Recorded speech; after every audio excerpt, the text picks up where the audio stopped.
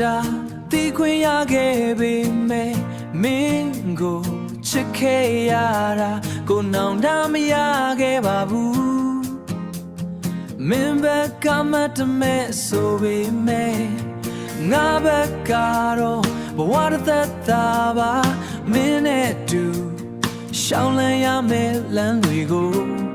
ကြိုးပြီးရင်ခုန်ခဲ့ရတာပါအချစ်ဆိုတဲ့စင်ပွဲမှာ